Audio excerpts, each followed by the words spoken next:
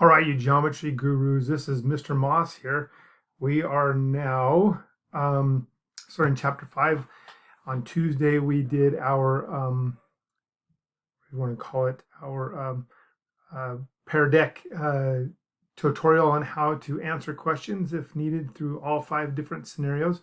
So we are going to start out with this. Now, remember that what we're going to do here is start chapter 5.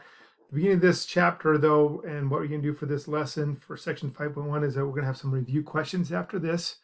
You'll go through this on your own, and then you'll answer the questions, and then you'll move on to the next one. So as you can see, I am providing some kind of a video feedback and information for you so that you can provide for this here for you.